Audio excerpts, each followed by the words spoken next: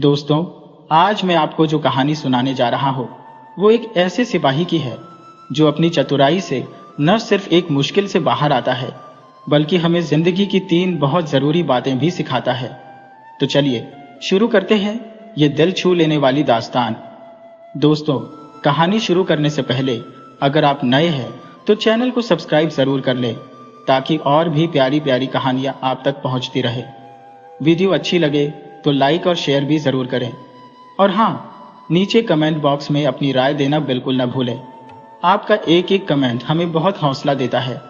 रतनगढ़ नाम का एक राज्य था जहां राजा रतन सेन राज करते थे। राजा के पास एक बहुत ही विशाल और ताकतवर फौज थी। इसी फौज में एक सिपाही था जिसका नाम चंद्रमोहन था। वो कई साल से राजा की सेवा में था और उसने आज तक कभी छुट्टी नहीं ली थी। इसीलिए एक दिन उसने सेनापति से अपने गांव जाने के लिए छुट्टी मांगी और निकल पड़ा। जब वो अपने गांव के रास्ते पर पहुंचा तो एक दूसरा मुसाफिर भी उसके साथ हो लिया। उसे भी उसी तरफ दूसरे गांव जाना था। चंद्रमोहन बहुत खुश हुआ कि चलो, इस सफर में कोई साथी मिल गया। उसने सोचा कि अब रास्ता आसानी से कट जाएगा, हम बातें करते हुए जाएंगे तो थकान भी महसूस नहीं होगी। लेकिन हुआ यूं कि दोनों चुपचाप काफी दूर तक चलते रहे। किसी ने भी एक दूसरे से कोई बात नहीं की। चंद्रमोहन इस खामोशी से तंग आ गया और बोला, भाई, हम इतनी दूर से साथ साथ चले आ रहे हैं, लेकिन यह कितनी अजीब बात है कि आपने मुझसे कोई बात नहीं की। कुछ तो बोलिए ताकि सफर आसानी से कट सके। उस मुसाफिर ने जवाब दिया, देखो भाई, मैं ऐसे ही बात नहीं करता। मैं एक बात बताने के 4 आने लेता हूं। चंद्रमोहन, जो इस सफर की खामोशी से बहुत परेशान था, उसने अपनी जेब से 4 आने निकाले और उस मुसाफिर की हथेली पर रखते हुए बोला, ये लो 4 आने, पर भगवान के लिए कोई बात तो करो। उस आदमी ने 4 आने अपनी जेब में रखे और कहा, सुनो भाई, जो बात बाहर देखो उसे घर जाकर किसी को मत बताना। बस इतना कहकर वो मुसाफिर फिर चुप हो गया। चंद्रमोहन ने सोचा कि अब ये और कोई बात करेगा, लेकिन वो तो खामोश ही रहा। थोड़ी देर की खामोशी के बाद चंद्रमोहन फिर परेशान हुआ और बोला, अरे भाई, आपने 4 आने भी ले लिए और बस एक ही बात कही और फिर चुप हो गए। भला ऐसे भी कहीं सफर कटता है? भगवान के लिए कुछ और बात तो करो। मुसाफिर ने जवाब दिया, मैंने तुम्हें बताया नहीं था कि मैं ऐसे ही बात नहीं करता। मैं एक बात के 4 आने लेता हूं। चंद्रमोहन को गुस्सा आया। उसने अपनी जेब से फिर 4 आने निकाले और उस मुसाफिर के हाथ में रखते हुए कहा, ये रखो 4 आने। मुसाफिर ने वो 4 आने भी अपनी जेब में रख लिए और बोला, सुनो भाई, किसी भी बात पर कभी शर्त मत लगाना। इतना कहकर वो फिर से चुप हो गया। चंद्रमोहन का ख्याल था कि अब की बार 4 आने लेने के बाद वो और बातें करेगा, मगर वो तो फिर खामोश ही रहा। इस तरह से थोड़ा रास्ता और तय हो गया। चंद्रमोहन को फिर से बेचैनी होने लगी। उसने कहा, भाई, तुमने 4 आने और भी ले लिए, मगर सिर्फ एक ही बात कहकर तुम फिर से चुप हो गए। यह भी कोई बात करने का तरीका हुआ? ऐसे तो हमारा सफर कैसे कटेगा? कोई और बात करो। उस मुसाफिर ने जवाब दिया, मैंने तुम्हें बताया था ना कि मैं एक बात के 4 आने लेता हूं। मुसाफिर की यह बात सुनकर चंद्रमोहन आग बबूला हो गया। उसने 4 आने निकालकर उस मुसाफिर की हथेली पर रखे और कहा, ये लो 4 आने, मगर कोई बात करो। उस मुसाफिर ने 4 आने अपनी जेब में रखे और कहा, सुनो भाई, किसी के साथ जो भी वादा करो उसे पूरा करना। इतना कहकर मुसाफिर फिर खामोश हो गया। चंद्रमोहन ने सोचा कि यह आदमी अब मुझसे काफी पैसे ले चुका है, अब तो यह जरूर बातें करेगा, लेकिन वो फिर से चुप ही रहा। चंद्रमोहन उससे यह कहने ही वाला था कि वो कोई और बात करे कि थोड़ी दूर चलने के बाद वो जगह आ गई जहां से दोनों के रास्ते अलग अलग हो रहे थे। इस जगह पर पहुंचकर मुसाफिर ने कहा, लो भाई, यहां से हमारे रास्ते अलग अलग हो जाते हैं। तुम अपने गांव जाओ, मैं अपने गांव जाता हूं, मगर जाने से पहले मैं तुम्हें एक बात जरूर बताऊंगा। तुमने पूरे 12 आने खर्च करके मुझसे 3 बातें खरीदी हैं। अगर तुम इन बातों पर चलोगे तो हमेशा फायदे में रहोगे। और हाँ, क्योंकि तुमने मेरे साथ इतनी दूर तक सफर किया है, इसलिए मुझ पर तुम्हारा एक हक बनता है कि तुम कभी भी किसी मुश्किल में फंस जाओ तो बिना किसी झिझक के मेरे पास आ जाना। लोग मुझे अक्लमंद बाबा जी कहते हैं और इस जगह से 4 कोस आगे चलकर जो पहला गांव आता है वही मेरा गांव है। वहां पहुंचकर तुम जिस किसी से भी मेरा पता पूछोगे वो तुम्हें बता देगा। अच्छा, अब मैं चलता हूं, भगवान तुम्हारा भला करे। इतना कहकर अक्लमंद बाबा जी अपने रास्ते पर चल दिए। चंद्रमोहन कुछ ही दूर चला होगा कि उसे एक गड्ढे में तरबूज की एक बेल दिखाई दी, जिस पर एक बड़ा सा तरबूज लगा हुआ था। चंद्रमोहन ने जब ये देखा तो उसे बहुत हैरानी हुई, क्योंकि ये तो तरबूज का मौसम ही नहीं था। तो फिर यहां तरबूज कैसे आ गया? भगवान की इस लीला को देखकर वो हैरान हो गया और अपने घर की तरफ चलता रहा। जब वो घर पहुंचा तो उसकी पत्नी उसे देखकर बहुत खुश हुई। उसने जल्दी से अपने पति के लिए खाना बनाया। चंद्रमोहन को बहुत जोर से भूख लगी थी।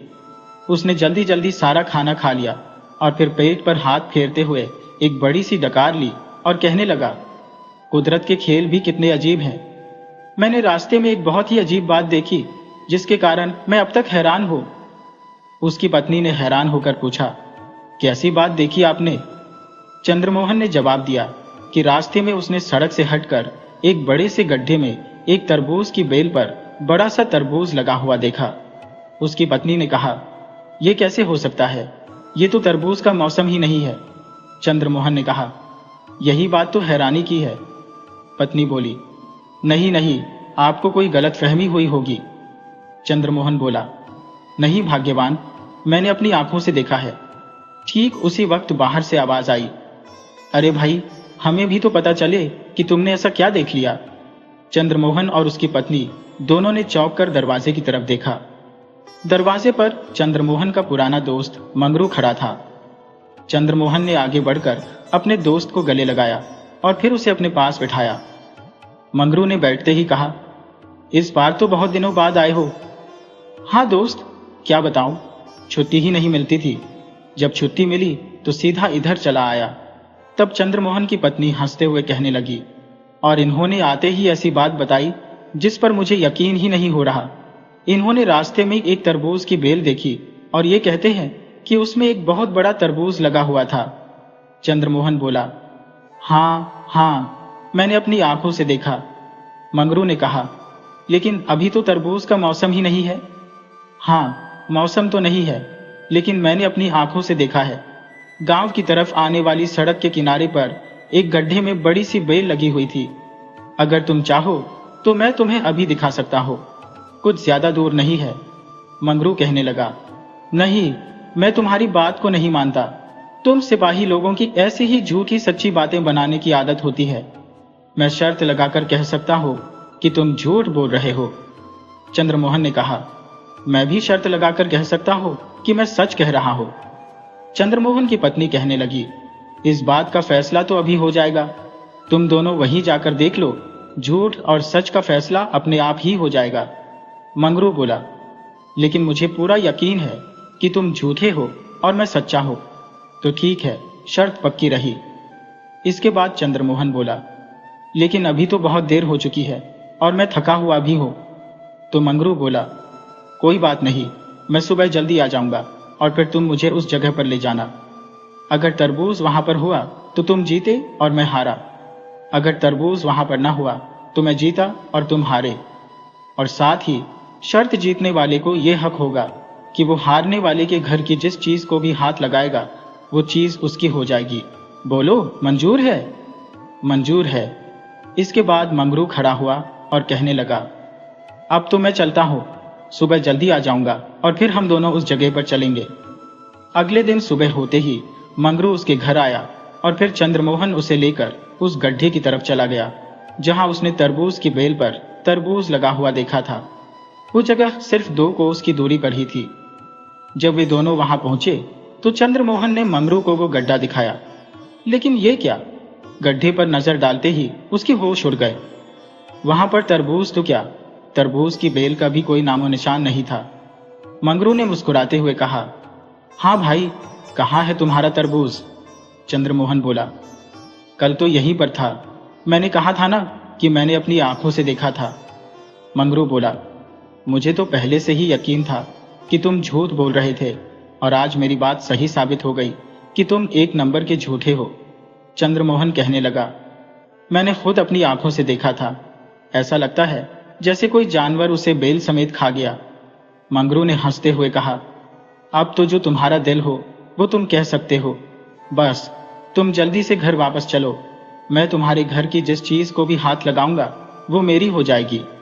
चंद्रमोहन ने उसकी बात का कोई जवाब नहीं दिया और मुंह लटकाए हुए वो घर की तरफ चल दिया। असल बात तो ये थी कि मंगरू ने ये चाल चली थी जिसके बारे में चंद्रमोहन को बिल्कुल भी पता नहीं था। मंगरू कल ही चंद्रमोहन के घर से बाहर निकलने के बाद सीधा उस गड्ढे के पास ही गया था और उसने तरबूज की बेल को जड़ समेत उखाड़कर कहीं दूर फेंक दिया था। इस तरह उसने अपनी शर्त को जीतने का पक्का इंतजाम कर लिया था। लेकिन बेचारा चंद्रमोहन तो शर्त लगा चुका था और अब हार भी चुका था। अब वो सोच रहा था कि मंगरू न जाने उसके घर में कौन सी चीज पर हाथ लगा दे और शर्त के मुताबिक उसे वो चीज देनी पड़ेगी। कहीं वो मेरे किसी बेटे को हाथ न लगा दे, या फिर उसने कहीं मेरी गाय को छू लिया जो रोज 30 सेर दूध देती है और उसके जैसी गाय पूरे इलाके में किसी के पास नहीं है। हे भगवान, अब मैं क्या करूं? ये बिना सोचे समझे मैंने मुसीबत मोड़ ले ली। चंद्रमोहन इन्हीं विचारों में डूबा हुआ था कि अचानक उसे अक्लमंद बाबा जी का ख्याल आया और वो सोचने लगा कि उसे अक्लमंद बाबा जी के पास जाना चाहिए। हो सकता है कि वो उसकी कुछ मदद कर दे और इस मुसीबत से उसे बाहर निकाल सके। उसने मंगरू से कहा, इससे पहले कि मैं तुम्हारी शर्त को पूरा करूं, तुम मुझे इतनी मोहलत दे दो कि मैं अपने एक दोस्त से मिलकर आ सकूं। उसके बाद तुम मेरे घर की जिस चीज पर भी हाथ लगाओगे वो मैं तुम्हें दे दूंगा।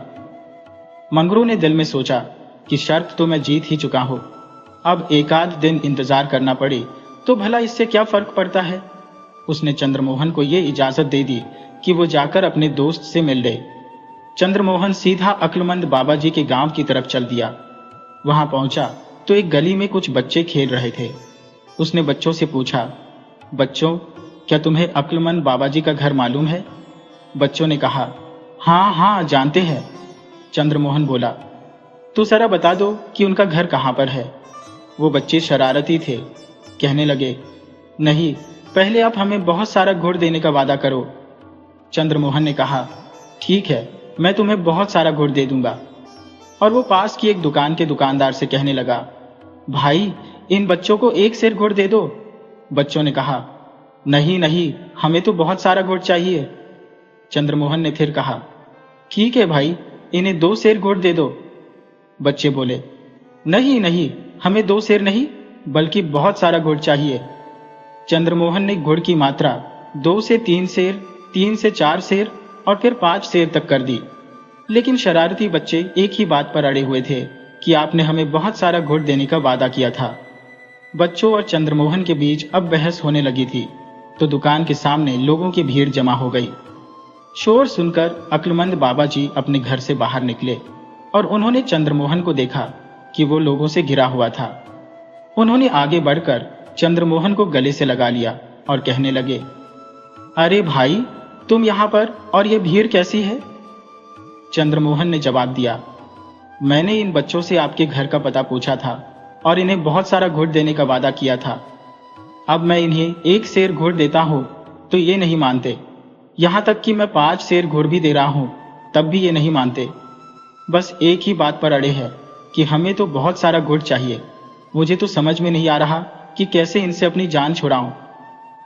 यह सुनकर अक्लमंद बाबा जी ने कहा, पहली बात तो यह है कि तुम्हें इन बच्चों से वादा नहीं करना चाहिए था और अब तुमने वादा किया है तो उसे पूरा भी करो। चंद्रमोहन बोला, लेकिन ये तो किसी भी तरीके से नहीं मानते, अब आप ही कुछ कीजिए। अच्छा, कहकर अक्लमंद बाबा जी ने दुकानदार से 1 सेर गुड़ लिया और फिर दुकानदार से तराजू लेकर उसके एक पलड़े पर 1 पाव गुड़ रख दिया और 3 पाव गुड़ उसके दूसरे पलड़े पर रख दिया और बच्चों की तरफ देखते हुए कहने लगे, क्यों बच्चों, इनमें से थोड़ा सा गुड़ कौन सा है? बच्चों ने 1 पाव गुड़ की तरफ उंगली से इशारा किया और फिर बाबा जी ने पूछा, इनमें से बहुत सारा गुड़ कौन सा है? बच्चों की उंगलियां 3 पाव गुड़ की तरफ उठ गईं। इस पर अक्लमंद बाबा जी ने कहा, तो उठाओ अपना बहुत सारा गुड़ और यहां से चलते बनो। लड़कों ने 3 पाव गुड़ लिया और वहां से चले गए। इसके बाद अक्लमंद बाबा जी चंद्रमोहन को अपने घर ले गए, उसकी खातिरदारी की और उसके आने का कारण पूछा। चंद्रमोहन ने एक ही सांस में अपनी सारी कहानी सुना दी। अक्लमंद बाबा जी ने एक गहरी सांस ली और फिर बोले, मेरे भाई, तुमने 12 आने देकर मुझसे 3 बातें खरीदी थी, मगर उनमें से एक भी बात पर तुमने ध्यान नहीं दिया। अगर तुम उन बातों पर चलते तो आज तुम्हें ये दिन न देखना पड़ता। मैंने तुमसे पहली बात क्या कही थी कि जो भी बाहर देखो उसे घर में जाकर मत बताना। इसके बावजूद तुमने बाहर देखी हुई बात घर जाकर बता दी और तुम पर मुसीबत आ गई। दूसरी बात मैंने ये कही थी कि किसी भी बात पर कभी भी तुम शर्त मत लगाना, लेकिन तुमने वो भी नहीं मानी और शर्त लगा ली। अब उसका नतीजा तुम्हारे सामने है। तीसरी बात मैंने ये कही थी कि जो भी वादा करो उसे पूरा करना। इस पर भी ध्यान न देने के कारण जो तमाशा अभी अभी बाहर हो रहा था वो तुम देख ही चुके हो। खैर, जो हुआ सो हुआ। तुम मुसीबत के मारे मेरे यहां आए हो तो तुम्हें मुसीबत से निकालना मेरा फर्ज है। इसके बाद अक्लमंद बाबा जी ने चंद्रमोहन को कुछ बातें समझाई कि उसे क्या करना है और किस तरह से करना है, और फिर उन्होंने चंद्रमोहन को उस रात अपने घर में ही रखा। दूसरे दिन चंद्रमोहन अक्लमंद बाबा जी से इजाजत लेकर अपने घर वापस चल दिया। घर पहुंचकर उसने मंगरू को बुलाया और कहा, जिस आदमी से मुझे मिलना था मैं मिलकर आ गया हूं। अब अपने वादे के मुताबिक मैं तुम्हारी शर्त को पूरा करने के लिए तैयार हूं। तुम कल सुबह यहां पर आ जाना। उसके बाद तुम मेरे घर की जिस चीज को भी हाथ लगाओगे वो तुम्हारी हो जाएगी। मंगरू ये सुनकर बहुत खुश हुआ। उसके मन में तो लड्डू फूट रहे थे कि बस अब चंद्रमोहन की गाय मेरे कब्जे में आ जाएगी। इधर चंद्रमोहन ने यह किया कि अक्लमंद बाबा जी की सलाह के मुताबिक सुबह होने से पहले ही अपनी पत्नी, बच्चे और घर की सारी चीजें घर की छत पर पहुंचा दी और अपनी गाय को भी खींच तान कर छत पर चढ़ा दिया। सुबह हुई तो मंगरू खुशी से झूमता हुआ उसके घर आया। चंद्रमोहन ने कहा, शर्त के मुताबिक मेरा घर तुम्हारे सामने हाजिर है। इसकी जिस चीज पर भी तुम हाथ लगाओगे वो तुम्हारी हो जाएगी, लेकिन याद रखना कि तुम्हें सिर्फ एक ही मौका मिलेगा, दूसरा नहीं। ये सुनते ही मंगरू उस कमरे की तरफ बढ़ा जिसमें गाय बांधी जाती थी, मगर कमरा तो खाली था। मंगरू ये पूछने ही वाला था कि गाय कहाँ है कि तभी छत से गाय की आवाज आई तो वो समझ गया कि चंद्रमोहन ने गाय को छत पर चढ़ा दिया है। उसे चंद्रमोहन की इस हरकत पर बहुत गुस्सा आया और वो उसी गुस्से में घर के आंगन में आकर छत पर चढ़ने के लिए सीढ़ी की तरफ बढ़ा। वो सीढ़ी लकड़ी की थी। उसने जैसे ही छत पर चढ़ने के लिए सीढ़ी को हाथ लगाया, चंद्रमोहन ने उसका हाथ पकड़ लिया। बस तुम्हारी शर्त पूरी हो गई। तुमने सीढ़ी के डंडे को हाथ लगाया और इस शर्त के मुताबिक ये डंडा तुम्हारा हो गया। अब ये डंडा लो और आराम से अपने घर जाओ। ये कहकर चंद्रमोहन ने सीढ़ी का एक डंडा निकालकर मंगरू के हाथ में थमा दिया। मंगरू मुंह लटकाए हुए चंद्रमोहन के घर से निकला। गांव वालों को भी इस शर्त की खबर पहले से ही मिल चुकी थी और वो सभी भी तमाशा देखने के लिए घर के बाहर मौजूद थे। मंगरू ने सबको पहले ही बता दिया था कि वो चंद्रमोहन की गाय को ही हाथ लगाएगा और फिर वो गाय उसकी हो जाएगी। मगर जब वो मामूली सा लकड़ी का डंडा लिए घर से बाहर निकला तो लोग उसका मजाक उड़ाने लगे। उसकी इतनी भी हिम्मत नहीं थी कि वो किसी से नजर मिला सके। इस घटना के बाद मंगरू और चंद्रमोहन की दोस्ती हमेशा के लिए खत्म हो गई। चंद्रमोहन इस बात से खुश था कि उसे मंगरू जैसे बेईमान और धोखेबाज दोस्त से छुटकारा मिल गया था। इस तरह से मंगरू ने लालच में आकर न सिर्फ पूरे गांव के सामने अपनी बेइज्जती करवा ली, बल्कि अपने एक बहुत अच्छे दोस्त से भी वो हाथ धो बैठा। मंगलपुर राज्य का राजा मंगलसेन अपने बगीचों में घूमने का बहुत शौकीन था। उसे जब भी वक्त मिलता वो अपने बाग बगीचों की सैर के लिए निकल जाता था। कुदरत के बीच समय बिताना उसे बहुत अच्छा लगता था। एक दिन की बात है, जब वो अपने शानदार बगीचे में घूम रहा था तो उसने देखा कि एक बारहसिंघा उसके बगीचे में घुस आया है और वो इधर उधर दौड़कर बगीचे में लगे फूलों और पौधों को बर्बाद कर रहा था। राजा को अपने बगीचे के पौधों और फूलों से बहुत लगाव था। ये देखकर राजा आग बबूला हो गया। राजा मंगलसेन ने तुरंत अपने सैनिकों को आवाज लगाई कि वो बारहसिंघा को पकड़ें। राजा खुद भी बारहसिंघा का पीछा करने लगा। बारहसिंघा बगीचे से बाहर आ गया। राजा ने भी अपना घोड़ा उसके पीछे दौड़ा दिया। मंगलसेन बारहसिंघा का पीछा करते करते अपने राज्य की आखिरी सीमा तक आ चुका था, लेकिन वो बारहसिंघा को पकड़ नहीं सका। उछलता कूदता वो बारहसिंघा उसकी नजरों से ओझल हो गया। राजा मंगल सेन अब थक चुका था। उसकी वहां से आगे जाने की इच्छा नहीं थी, इसलिए वो वहीं रुक गया। मौसम बहुत गर्म था और राजा को प्यास भी लगने लगी थी।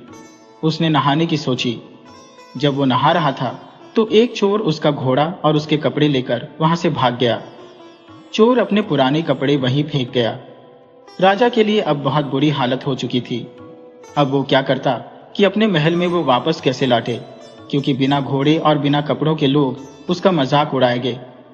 राजा ने वहां पड़े हुए चोर के पुराने कपड़े पहन लिए और अपने पड़ोसी राज्य को घूमने के इरादे से अपने राज्य की सीमा पार करके दूसरे राज्य में चला गया। बहुत दूर तक मंगल सेन चोर के कपड़ों में ही घूमता रहा कि तभी उसकी नजर झाड़ियों में चमकती हुई एक चीज पर पड़ी। राजा ने तुरंत वो चीज उठा ली। ये चीज एक चमकता हुआ मोतियों का हार था, और वो भी बहुत ही कीमती मोती। राजा सोचने लगा, भगवान का लाख लाख शुक्र है जो ये मोतियों का हार मुझे मिल गया। अब मैं अपने लिए नए कपड़े और एक घोड़ा खरीद सकता हूँ। चलो इसे चलकर बाजार में बेचने की कोशिश करता हूँ।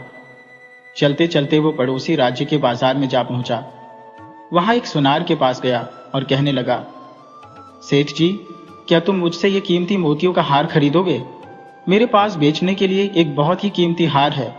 मैं नदी पार कर रहा था तो वहां पर यह हार मुझे पड़ा हुआ मिला। सुनार ने कहा, दिखाओ तो, कैसा कीमती हार है? राजा मंगल सेन ने वो हार सुनार को दिखाया तो हार को देखते ही वो सुनार चिल्ला उठा, अरे चोर, तुमने इसको चुराया है।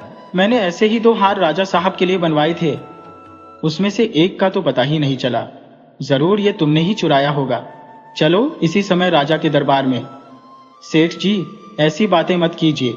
मैं चोर नहीं हूं। मुझे तो ये हार पड़ा हुआ मिला था। परंतु सेठ ने उसकी एक न सुनी और तुरंत अपने नौकर को भेजकर कोतवाल को बुला भेजा। मंगल सेन ने कोतवाल के सामने अपनी बेगुनाही की बात कही, लेकिन उसे पकड़कर महाराज के सामने पेश कर दिया गया। जब मंगल सेन को महाराज के दरबार में लाया गया तो सुनार ने राजा के सामने अपनी शिकायत रखी और मंगल सेन को चोर बताया। राजा ने मंगल सेन का पक्ष सुने बिना ही ये कहा, क्योंकि यह सुनार हमारे राज्य का एक इज्जतदार व्यापारी है तो इसकी बात एकदम सच्ची मानी जाएगी। जबकि ये आदमी कोई घुसपैठिया मालूम पड़ता है, इसलिए इसे चोरी के जुर्म में जेल में डाल दिया जाए और ठीक 3 दिन के बाद इसके हाथ काट दिए जाएंगे। यही तो हमारे राज्य का कानून है। फैसला सुनकर मंगल सेन घबरा गया और दया की भीख मांगने लगा, लेकिन किसी ने उसकी एक न सुनी और उसे जेल में डाल दिया गया। इस राज्य का राजा जितना जालिम और बेइंसाफ था, उसकी रानी उतनी ही दयालु थी। जब रानी को यह सारी बात मालूम हुई तो उसने राजा से कहा, महाराज, आप इतना बेरहम हुक्म कैसे दे सकते हैं, जबकि इस मामले में कोई गवाह भी पेश नहीं किया गया और न ही आपने उस अपराधी को अपना पक्ष रखने दिया। ये सुनार तो वैसे भी बहुत बदमाश होते हैं। आप तो जानते ही हैं कि ये पैसे के लिए कितना झूठ बोलते हैं और धोखा देते हैं। सच कहूं तो मुझे उस आदमी की बात पर ही यकीन है। राजा ने उसे डांटते हुए कहा, जुबान संभाल कर बात करो रानी, तुम्हें राजकाज के मामलों में दखल देने का कोई हक नहीं है। रानी बोली, मैं चुप नहीं रहूंगी। कुछ दिनों से मैं दरबार में आपका बहुत खराब बर्ताव देख रही हूँ। आपके सलाहकार और मंत्री आपसे नाखुश है और आपकी जनता आपसे विद्रोह करने को तैयार है। अगर आप इसी रास्ते पर चलते रहे तो सारा राज्य बर्बाद हो जाएगा। रानी की बातें सुनकर महाराज को और भी गुस्सा आ गया और वो भड़क गए, मानो आग में किसी ने घी डाल दिया हो। उसने कहा, ठीक है, अगर तुम्हें उस आदमी से इतनी हमदर्दी है तो मैं तुमको भी उसके पास ही पहुंचा देता हूं। राजा ने सैनिकों को हुक्म दिया कि रानी को भी उस चोर के साथ कैद खाने में डाल दिया जाए। सैनिक ये सुनकर चौंक गए। वो चाहते तो नहीं थे, पर राजा के हुक्म का पालन करना उनकी मजबूरी थी। सैनिकों ने रानी को मंगल सेन के साथ उसी जेल में डाल दिया। मंगल सेन ने जब रानी को अपनी जेल में देखा तो वो हैरान रह गया। रानी ने उसे पूरी बात बताई। अब मंगल सेन और रानी दोनों को एक दूसरे से हमदर्दी हो गई थी। वो रात दोनों ने जाग कर बिताई। जेल के कुछ सैनिक रानी के बहुत वफादार थे, जबकि वो महाराज से बहुत नाखुश थे। अगली रात रानी अपने वफादार सैनिकों की मदद से मंगल सेन को साथ लेकर जेल से भाग गई। दोनों भागकर राज्य से दूर एक जंगल में जा पहुंचे और झोपड़ी बनाकर वहां रहने लगे। मंगल सेन को जेल में बहुत जुल्म सहने पड़े थे, जिसकी वजह से वो बीमार रहने लगा था। रानी ने उसकी सेवा की जब तक कि मंगल सेन ठीक नहीं हो गया, और जल्दी ही रानी मंगल सेन को पसंद करने लगी। मंगल सेन ने भी रानी के प्यार का बदला प्यार से ही दिया और फिर दोनों ने शादी कर ली। मंगल सेन जंगल से लकड़ियां काटकर बेचने के लिए जाता, जिससे कि वो लोग अपना गुजारा करने लगे। कुछ महीनों के बाद मंगल सेन की पत्नी ने एक बहुत ही सुंदर बच्चे को जन्म दिया। अब वो अपनी पत्नी और बच्चे के साथ खुश तो था, लेकिन रह रहकर उसे अपने राज्य की याद आती थी। वो सोचता था कि कुछ महीनों पहले मैं एक राजा था और आज एक झोपड़ी में जीवन बिता रहा हूं।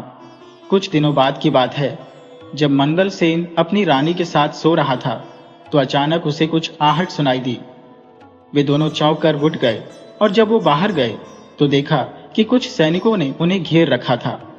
वे दोनों डर के मारे कांपने लगे कि कहीं दुश्मन राजा ने फिर से उन्हें पकड़ने के लिए सैनिकों को तो नहीं भेज दिया। परंतु तभी मंगल सेन का एक पुराना मंत्री उसके सामने आया और अपने राजा को प्रणाम करते हुए कहने लगा, महाराज, आखिर हमने आपको ढूंढ ही लिया। उसे देखकर मंगल सेन बहुत खुश हुआ। तब मंत्री ने बताया कि उन्होंने जासूसों की मदद से मंगल सेन को ढूंढने में कामयाबी पाली है और यह भी बताया कि उसके राज्य की जनता उसका बेसब्री से इंतजार कर रही है।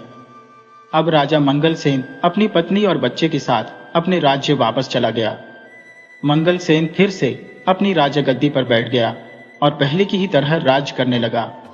गद्दी पर बैठते ही मंगल सेन ने सबसे पहला काम यह किया कि वो अपनी सेना को लेकर उस राज्य के राजा पर हमला कर देता है, जिसने उसके साथ बुरा बर्ताव किया था और चोर ठहराकर उसे जेल में डाल दिया था। इस लड़ाई में मंगल सेन की जीत हुई और वो दूसरा राजा हार गया। दुश्मन राजा मंगल सेन से दया की भीख मांगने लगा। दुश्मन राजा ने बताया कि उस दुष्ट सुनार की वजह से उसने मंगल सेन के साथ बुरा बर्ताव किया था और अब वो वापस जाते ही उस सुनार को सजा देगा। दुश्मन राजा को गिड़गिड़ाते हुए देखकर मंगल सेन को उस पर दया आ गई और मंगल सेन ने उसे माफ कर दिया और उसे छोड़ दिया। उसके बाद सारे राज्य में शांति और खुशहाली फैल गई। मंगल सेन अपने बच्चे और अपनी रानी के साथ एक खुशहाल जीवन बिताने लगा। सारी जनता अपने राजा के साथ साथ नई रानी और उसके बच्चे को पाकर बहुत खुश थी। तो दोस्तों, देखा आपने कैसे एक समझदार इंसान की बातें हमारी जिंदगी की दिशा बदल सकती है। हमें हमेशा अपनी जिंदगी में मिली सलाह का सम्मान करना चाहिए, क्योंकि वो ही हमें मुसीबत से बचा सकती है। सबसे बड़ी बात, हमें कभी भी किसी के साथ शर्त नहीं लगानी चाहिए।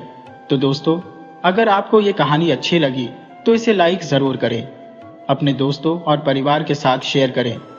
और हाँ, अगर आप इस तरह की और कहानियां सुनना चाहते हैं तो हमारे चैनल को सब्सक्राइब करना बिल्कुल न भूलें।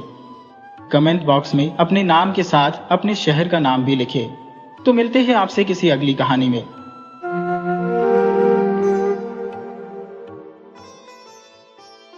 ये कहानी है दो ऐसे दोस्तों की जो अपनी गलतियों से परेशान होकर घर छोड़ देते हैं और फिर कैसे किस्मत उन्हें एक ऐसा मौका देती है जो उनकी पूरी जिंदगी बदल सकता था। लेकिन क्या सच में वो मौका उनकी किस्मत बदल पाया? आइए सुनते हैं ये दिलचस्प किस्सा। एक गांव में आयाराम नाम का एक किसान था। उसकी अपनी जमीन थी जो बड़ी उपजाऊ थी, लेकिन आयाराम बड़ा आलसी था। उसका आलस ही उसकी गरीबी का सबसे बड़ा दुश्मन बन गया था। उसके पास न तो अच्छे बीज खरीदने के लिए पैसे थे और न ही कोई दूसरा जरिया। उसे अपना गुजारा चलाने के लिए गांव के साहूकारों से कर्जा लेना पड़ता था। अब हालात इतने खराब हो गए थे कि खाने को एक दाना भी नहीं बचा था।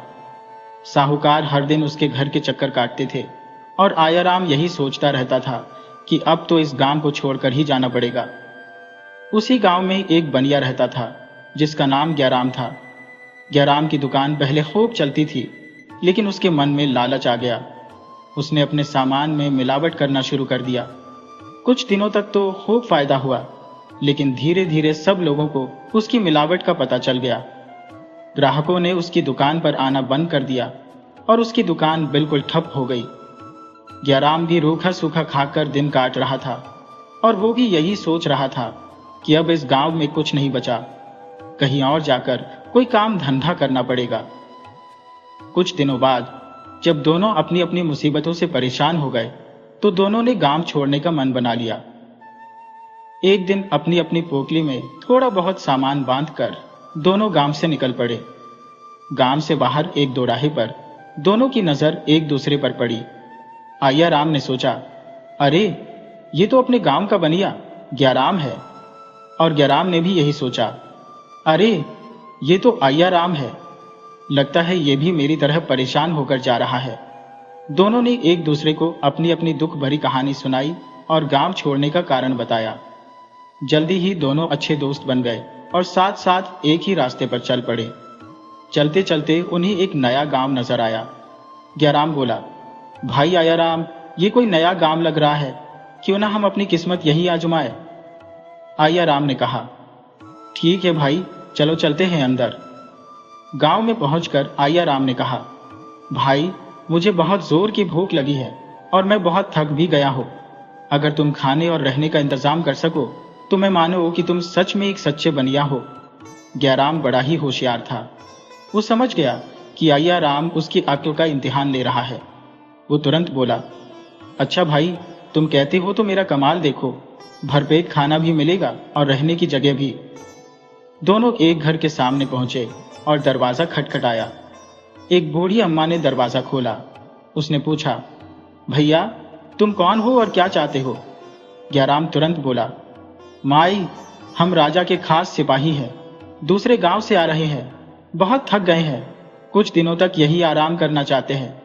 बुढ़िया बोली, अच्छा अंदर आ जाओ। आया राम ग्याराम का ये झूठ सुनकर हैरान रह गया, लेकिन कुछ सोचकर वो चुप रहा और उसके साथ अंदर चला गया।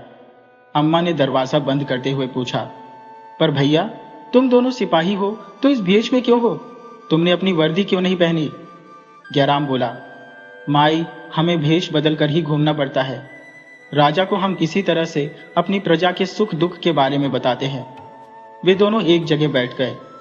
ग्याराम ने कहा, माई कुछ खाने को दोगी, बहुत भूख लगी है। बुढ़िया ने दुखी मन से कहा, अरे भैया मैंने खुद कल से कुछ नहीं खाया, तुम्हें क्या खिलाऊंगी।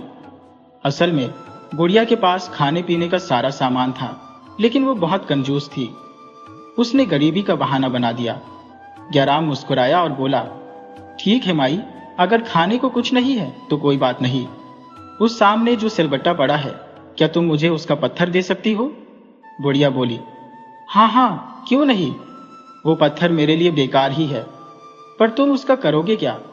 ग्याराम ने कहा, माई भूख लगी है, पेट तो भरना ही है, हम उस पत्थर की खिचड़ी बनाकर खा लेंगे। बुढ़िया की आंखें हैरत से बड़ी हो गईं। पत्थर की खिचड़ी, तुम मुझे मूर्ख बना रहे हो क्या। ग्याराम ने कहा, माई तुमने कभी पत्थर की खिचड़ी नहीं खाई, अरे वो इतनी स्वादिष्ट होती है कि तुम उंगलियां चाटती रह जाओगी। बुढ़िया की हैरानी की कोई सीमा नहीं थी। वो बोली, अच्छा अगर ऐसी बात है तो आज पत्थर की खिचड़ी बनाकर दिखाओ। अगर ऐसा सच में हो गया तो मेरा जीवन बड़े आराम से कट जाएगा। ग्याराम चालाकी से बोला, ना माई ना, हम तुम्हें ये तरीका नहीं बताएंगे, ये हमने एक साधु से सीखा था और उसके लिए पूरे 2 साल तक उनकी सेवा की थी, भला हम तुम्हें ये मुफ्त में कैसे बता दें। बुढ़िया तुरंत उसकी खुशामद करने लगी, अरे भाई मेरे पास 10 चांदी के सिक्के हैं, तुम वो ले लो, पर मुझे तरीका जरूर बता दो, बेकार में रोजाना सब्जी दाल चावल खरीदने पड़ते हैं। ग्याराम ने मन ही मन अपनी खुशी दबाई और बोला, ठीक है माई, तुम पर दया आ रही है, किसी और को तो मैं ये तरीका कभी नहीं सिखाता, लाओ वो 10 चांदी के सिक्के मुझे दे दो। बुढ़िया ने फौरन एक संदूक से 10 चांदी के सिक्के निकालकर ग्याराम के हाथ पर रख दिए। ग्याराम ने वो सिक्के अपनी जेब में डाले और बोला, माई जल्दी से एक बर्तन ला दो। बुढ़िया फौरन एक बर्तन ले आई। ग्याराम ने पत्थर धोकर बर्तन में रखा और पानी डालकर उसे चूल्हे पर चढ़ा दिया। कुछ देर बाद वो एक चम्मच से पानी चलाने लगा और छक कर बोला, खिचड़ी तो जल्दी बन जाएगी, लेकिन मेरे पास नमक और मिर्च नहीं है। बुढ़िया तुरंत बोली, मेरे पास है। ग्याराम ने कहा, तो थोड़ा लेकर आओ। बुढ़िया दौड़कर गई और नमक मिर्च ले आई। ग्याराम ने उसे पानी में डाल दिया। थोड़ी देर बाद ग्याराम ने फिर पानी चखा और बोला, थोड़े से चावल और दाल भी होते तो मजा आ जाता। बुढ़िया तुरंत भागी और दाल चावल ले आई। ग्याराम ने उसे भी पानी में डाल दिया। आखिर में उसने कहा, वाह, क्या बढ़िया खिचड़ी बनी है। बस थोड़ा सा घी और होता तो बात ही बन जाती। बुढ़िया फौरन घी भी ले आई और वो भी खिचड़ी में डाल दिया गया। थोड़ी देर बाद ग्याराम बोला, लो माई, खिचड़ी तैयार है, अब खाकर देखो, और तरीका तो तुम समझ ही गई होगी। बुढ़िया बोली, हाँ भैया, अच्छी तरह समझ लिया। फिर वे तीनों खिचड़ी खाने लगे। बुढ़िया तो सबसे ज्यादा तारीफ कर रही थी। वाह भाई, पत्थर की खिचड़ी इतनी मजेदार होती है, मैंने तो कभी सोचा भी नहीं था। इस तरह ग्याराम ने चालाकी से एक एक करके बुढ़िया से सारा सामान मंगवा लिया और उसी से खिचड़ी बना दी। जब आयाराम और ग्याराम का पेट भर गया तो बुढ़िया बोली, तुम दोनों आराम करो, मैं जरा बाहर होकर आती हूँ। उसके जाते ही आयाराम बोला, वाह भाई ग्याराम, मान गए तुम्हारी अक्ल को। कितनी होशियारी से तुमने उस बूढ़ी अम्मा को मूर्ख बनाया। उसका जूता उसी का सिर, ऊपर से 10 चांदी के सिक्के भी कमा लिए। ग्याराम बोला, भाई मेरे दिमाग का कमाल तो तुम देख चुके हो, अब तुम्हारी बारी है। तुम भी अपनी बुद्धि का कोई चमत्कार दिखाओ तो मैं जानूं। आयाराम ने कहा, हाँ भाई बिल्कुल, कल सुबह तुम यहाँ आराम करना और मैं कमाने जाऊंगा, फिर देखना मैं कितना कमा कर लाता हूँ। अगले दिन आयाराम तैयार होकर निकल पड़ा। ग्याराम ने बुढ़िया को पहले ही बता दिया था कि आज उसके दोस्त की गांव का जायजा लेने की बारी है। आयाराम चलते चलते पास के ही एक दूसरे गांव में पहुंच गया। वहां खूब चहल पहल थी। थोड़ी दूर चलने पर उसने कुछ किसानों को एक चबूतरे पर बैठे देखा। उनके बीच में एक महाजन बैठा था जो अपनी डींगे मार रहा था। वो कह रहा था, अरे भाई, तुम्हें मेरी पहुंच का अंदाजा नहीं है। मैं तो जागीरदार साहब की बैठक तक हो आया हूं। मेरा तो उनके साथ रोज का उठना बैठना है। भोले भाले किसान उसकी झूठी बातों पर हैरान हो रहे थे। आयाराम सोचने लगा, अच्छा, तो ये इन सीधे साधे किसानों को बेवकूफ बना रहा है, क्यों ना मैं इसे ही बेवकूफ बनाऊं। वो उन किसानों की बैठक में गया और महाजन से बोला, अरे ये तो कोई बड़ी बात नहीं है, अगर मैं चाहूं तो जागीरदार के साथ खाना भी खा सकता हूं। महाजन ने हंसते हुए कहा, क्या कहा, तुम जागीरदार के साथ खाना खा सकते हो? नहीं, ये बात मैं नहीं मान सकता। तुम्हारे जैसे मामूली किसान को तो वो अपने पास फटकने भी नहीं देते। अय्याराम बोला, अगर ऐसी बात है तो मैं तुम्हें उनके साथ खाना खाकर दिखाऊंगा। महाजन बोला, नहीं, तुम नहीं खा सकते। दोनों के बीच बहस होने लगी। आखिर में महाजन बोला, देखो, अगर तुमने जागीरदार के साथ खाना खा लिया तो मेरे पास जो 20 चांदी के सिक्के हैं वो सब तुम्हें दे दूंगा। अगर नहीं खा सके तो तुम्हें मेरे यहां पूरे 1 साल तक गुलामी करनी पड़ेगी। अय्याराम तो यही चाहता था। वो मन ही मन खुश हुआ और बोला, मुझे तुम्हारी शर्त मंजूर है। ठीक 1 घंटे में तुम इन सब किसानों को लेकर जागीरदार साहब के यहां पहुंच जाना और मुझे उनके साथ खाना खाते हुए देख लेना। महाजन ने कहा, ठीक है। आयाराम वहां से निकलकर जागीरदार के घर की तरफ चल दिया। लोगों से पता पूछता हुआ वो जागीरदार के घर पहुंचा। वहां नौकर पहरा दे रहे थे। जैसे ही वो अंदर जाने लगा तो नौकरों ने उसे रोक लिया। अरे, कहां जा रहे हो?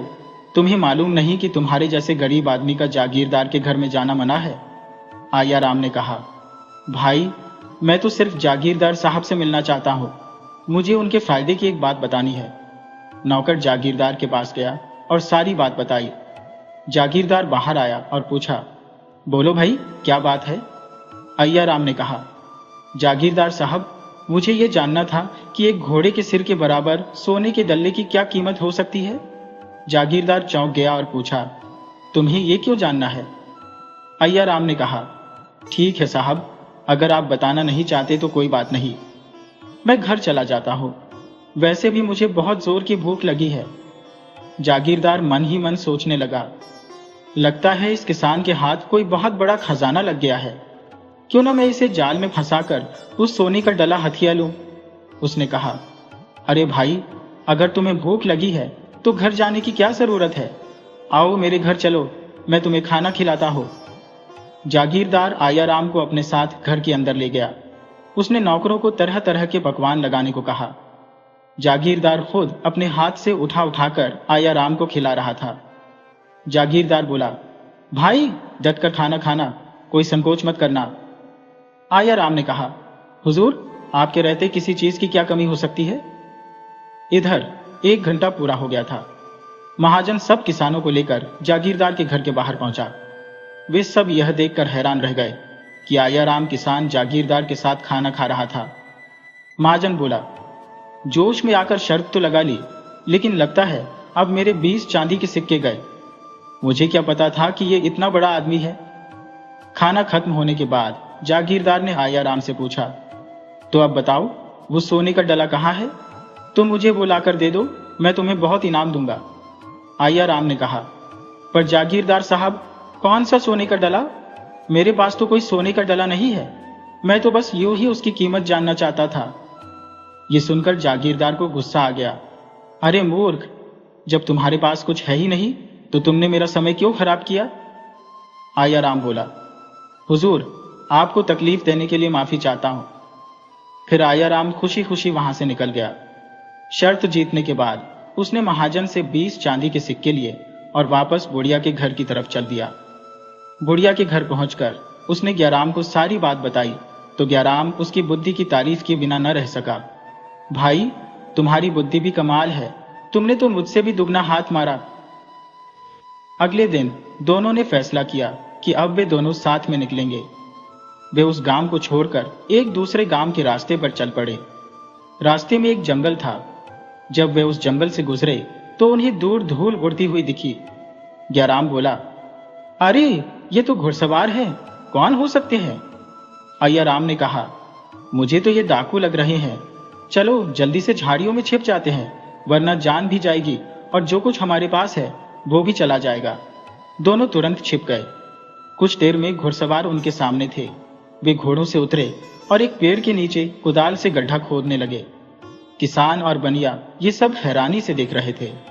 गड्ढा खोदने के बाद उन्होंने घोड़े से 2 भारी भरकम थैले उतारे, उन्हें गड्ढे में डाला और गड्ढे को बंद करके वापस उसी रास्ते लौट गए।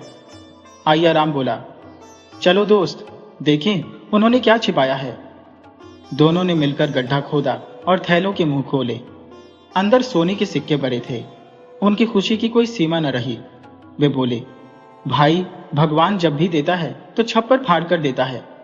दोनों ने एक एक थैला उठाया और बुढ़िया के घर की तरफ लौट पड़े।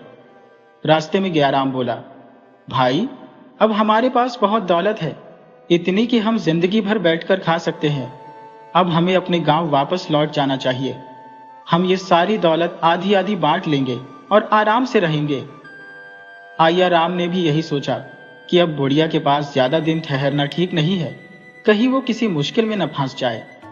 बुढ़िया के घर पहुंचने पर उसने पूछा, अरे ये थैले कैसे? ग्याराम ने चालाकी से कहा, माई इन थैलों में प्रजा की शिकायतों की अर्जियां है, इन्हें हमें राजा तक पहुंचाना है। बुढ़िया ने कहा, ठीक है, मैं कल अपनी शिकायत भी लिख दूंगी। दोनों ने थैले अंदर रख दिए। रात को जब बुढ़िया सो गई तो दोनों ने एक गद्दे पर अपनी सारी दौलत लादी और चुपचाप घर से निकल पड़े। चलते चलते उन्होंने सोचा कि गांव पहुंचने से पहले कुछ जरूरी सामान खरीद लिया जाए। ये सोचकर वे पास के एक बड़े बाजार में पहुंचे। उन्होंने सबसे पहले रेशमी कपड़े खरीदने का फैसला किया और एक बड़े व्यापारी के पास गए। उन्होंने कहा, सेठ जी हमें सबसे बढ़िया रेशमी पोशाकें दिखाइए। कीमत की चिंता मत कीजिए, अगर पसंद आया तो मुंह मांगी कीमत देंगे। व्यापारी बोला, आप बिल्कुल फिक्र न करें, मेरे पास तो बड़े बड़े लोग आते हैं। आपको ऐसा माल दिखाऊंगा कि दिल खुश हो जाएगा। दोनों ने सबसे महंगी पोशाकें पसंद की।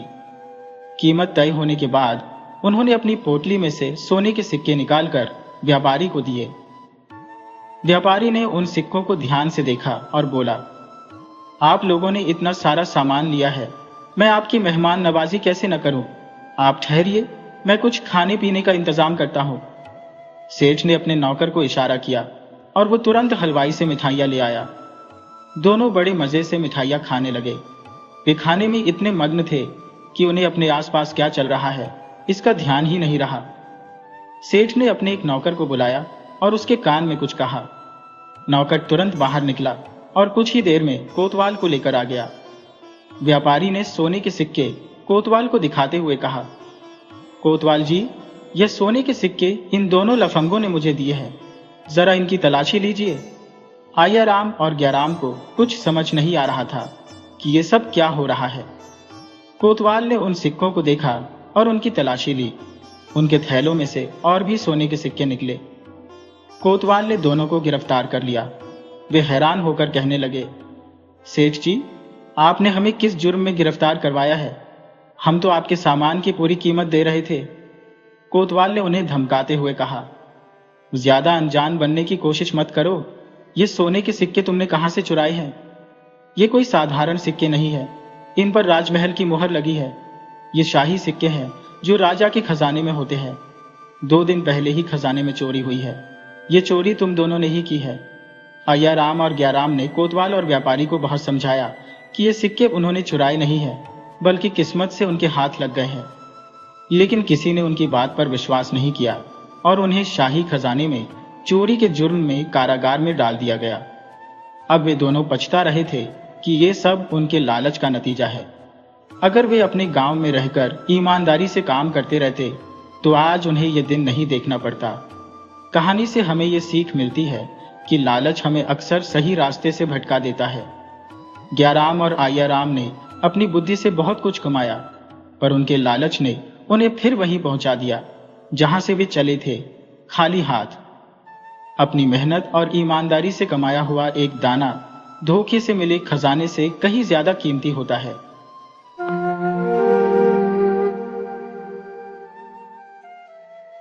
मुरादाबाद में मेरे एक पुराने मित्र हैं जिन्हें दिल में तो मैं एक रत्न समझता हूं, पर पुकारता हूं ढपोरसन कहकर, और वह बुरा भी नहीं मानते। ईश्वर ने उन्हें जितना हृदय दिया है उसकी आधी बुद्धि दी होती तो आज वह कुछ और होते। उन्हें हमेशा तंगस्त ही देखा, मगर किसी के सामने कभी हाथ फैलाते नहीं देखा। हम और वह बहुत दिनों तक साथ पड़े हैं, खासी बेतकल्लुफी है, पर यह जानते हुए भी कि मेरे लिए 150 रुपए से उनकी मदद करना कोई बड़ी बात नहीं और मैं बड़ी खुशी से करूंगा। कभी मुझसे 1 पाई के रवादार ना हुए। अगर हीले से बच्चों को 2-4 रुपये दे देता हूं तो विदा होते समय उसकी दुगनी रकम के मुरादाबादी बर्तन लादने पड़ते हैं। इसलिए मैंने यह नियम बना लिया है कि जब उनके पास जाता हूं तो 1-2 दिन में जितनी बड़ी से बड़ी चपत दे सकता हूं देता हूं। मौसम में जो महंगी से महंगी चीज होती है वही खाता हूं और मांग कर खाता हूं। मगर दिल के ऐसे बेहया है कि अगर एक बार भी उधर से निकल जाऊं और उससे न मिलो तो बुरी तरह डॉट बताते हैं। इधर 2-3 साल से मुलाकात ना हुई थी। जी देखने को चाहता था। मई में नैनीताल जाते हुए उनसे मिलने के लिए उतर पड़ा। छोटा सा घर है, छोटा सा परिवार, छोटा सा दिल। द्वार पर आवाज दी, ठपोर संख। तुरंत बाहर निकल आए और गले से लिपट गए। तांगे पर से मेरे ट्रंक को उतारकर कंधों पर रखा, बिस्तर बगल में दबाया और घर में दाखिल हो गए। कहता हूं, बिस्तर मुझे दे दो, मगर कौन सुनता है। भीतर कदम रखा तो देवी जी के दर्शन हुए। छोटे बच्चे ने आकर प्रणाम किया। बस यही परिवार है। कमरे में गया तो देखा खतों का एक दफ्तर फैला हुआ है। खतों को सुरक्षित रखने की तो इनकी आदत नहीं। इतने खत किसके हैं? कुतूहल से पूछा। यह क्या कूड़ा फैला रखा है जी, समेटो। देवी जी मुस्कुराकर बोली, कूड़ा न कहिए, एक एक पत्र साहित्य का रत्न है। आप तो इधर आए नहीं, इनके एक नए मित्र पैदा हो गए हैं। यह उन्हीं के करकमलों के प्रसाद है। ढपोरसंख ने अपनी नन्ही नन्ही आंखें सिकोड़कर कहा, तुम उसके नाम से क्यों इतना जलती हो? मेरी समझ में नहीं आता। अगर तुम्हारे 200-400 रुपए उस पर आते हैं तो उनका देनदार मैं हूं। वह भी अभी जीता जागता है। किसी को बेईमान क्यों समझती हो? ये क्यों नहीं समझती कि उसे अभी सुविधा नहीं है? और फिर 200-400 रुपए एक मित्र के हाथों डूब ही जाए तो क्यों रो? माना हम गरीब हैं, 200-400 रुपए हमारे लिए 2-4 लाख से कम नहीं, लेकिन खाया तो एक मित्र ने। देवी जी जितनी रूपवती थी उतनी ही जबान की तेज थी। बोली, अगर ऐसो ही का नाम मित्र है तो मैं नहीं समझती शत्रु किसे कहते हैं। ढपोरसंख ने मेरी तरफ देखकर मानो मुझसे हामी भराने के लिए कहा, औरतों का हृदय बहुत ही संकीर्ण होता है। देवी जी नारी जाति पर यह आपेक्षा कैसे सह सकती थी? आंखें तरेर बोली, यह क्यों नहीं कहते कि उल्लू बनाकर ले गया, ऊपर से हेकड़ी जताते हो। दाल गिर जाने पर तुम्हें भी सूखा अच्छा लगे तो कोई आश्चर्य नहीं। मैं जानती हूं रुपया हाथ का मैल है, यह भी समझती हो कि जिसके भाग्य का जितना होता है उतना वह खाता है। मगर यह मैं कभी न मानूंगी कि वह सज्जन था और आदर्शवादी था, और यह था, वह था। साफ साफ क्यों नहीं कहते? लंपट था, दगाबाज था। बस, मेरा तुमसे कोई झगड़ा नहीं। ढपोर संत ने गर्म होकर कहा। मैं यह नहीं मान सकता। देवी जी भी गर्म होकर बोली। तुम्हें मानना पड़ेगा। महाशय जी आ गए हैं। मैं इन्हें पंचबत्ती हूं। अगर यह कह देंगे कि सज्जनता का पुतला था, आदर्शवादी था, वीरात्मा था, तो मैं मान लूंगी और फिर उसका नाम न लूंगी। और यदि इनका फैसला मेरे अनुकूल हुआ तो लाला, तुम्हें इनको अपना बहनोई कहना पड़ेगा। मैंने पूछा, मेरी समझ में कुछ नहीं आ रहा है। आप किसका जिक्र कर रही हैं? वह कौन था? देवी जी ने आंखें नचाकर कहा। इन्हीं से पूछो कौन था। इनका बहनोई था। ढपोर संत ने झेप कर कहा। अजी, एक साहित्य सेवी था करुणाकर जोशी। बेचारा विपत्ति का मारा यहाँ आ पड़ा था। उस वक्त तो यह भी भैया भैया करती थी, हलवा बना बनाकर खिलाती थी, उसकी विपत्ति कथा सुनकर टेसवे बहाती थी। और आज वह दगाबाज है, लंपट है, लबार है। देवी जी ने कहा, वह तुम्हारी खातिर थी। मैं समझती थी, लेख लिखते हो, व्याख्यान देते हो, साहित्य के मर्मज्ञ बनते हो, कुछ तो आदमी पहचानते होगे। पर अब मालूम हो गया कि कलम घिसना और बात है, मनुष्य की नाड़ी पहचानना और बात। मैं इस जोशी का वृत्तांत सुनने के लिए उत्सुक हो उठा। ढपोर संत तो अपना पचड़ा सुनाने को तैयार थे, मगर देवी जी ने कहा, खाने पीने से निवृत्त होकर पंचायत बैठे। मैंने भी इसे स्वीकार कर लिया। देवी जी घर में जाती हुई बोली, तुम्हें कसम है, जो अभी जोशी के बारे में एक शब्द भी इनसे कहो। मैं भोजन बनाकर जब तक खिला न लूं, तब तक दोनों आदमियों पर दफा 164। ढपोर संत ने आंखें मारकर कहा, तुम्हारा नमक खाकर यह तुम्हारी तरफदारी करेंगे ही। इस बार देवी जी के कानों में यह जुमला न पड़ा। धीमे स्वर में कहा, भी गया था, नहीं तो देवी जी ने कुछ न कुछ जवाब जरूर दिया होता। देवी जी चूल्हा जला चुकी और ढपोर संत उनकी ओर से निश्चिंत हो गए तो मुझसे बोले, जब तक वह रसोई में है, मैं संक्षेप में तुम्हें वह वृत्तांत सुना दो। मैंने धर्म की आड़ लेकर कहा, नहीं भाई, मैं पंच बनाया गया हूं और इस विषय में कुछ न सुनूंगा। उन्हें आ जाने दो। मुझे भय है कि तुम उन्हीं का सा फैसला कर दोगे और फिर वह मेरा घर में रहना अपार कर देगी। मैंने धाड़स दिया, यह आप कैसे कह सकते हैं? मैं क्या फैसला करूंगा? मैं तुम्हें जानता जो हूं, तुम्हारी अदालत में औरत के सामने मर्द कभी जीत ही नहीं सकता। तो क्या चाहते हो? तुम्हारी डिग्री कर दो। क्या दोस्ती का इतना हक भी नहीं अदा कर सकते? अच्छा लो, तुम्हारी जीत होगी, चाहे गालियां ही क्यों न मिले। खाते पीते दोपहर हो गई। रात का जागा था। सोने की इच्छा हो रही थी, पर देवी जी कब मानने वाली थी। भोजन करके आ पहुंची। ढपोर संत ने पत्रों का पुलिंदा समेटा और वृत्तांत सुनाने लगे। देवी जी ने सावधान किया, एक शब्द भी झूठ बोले तो जुर्माना होगा। ढपोर संत ने गंभीर होकर कहा, झूठ वह बोलता है जिसका पक्ष निर्बल होता है। मुझे तो अपनी विजय का विश्वास है। इसके बाद कथा शुरू हो गई। 2 साल से ज्यादा हुए।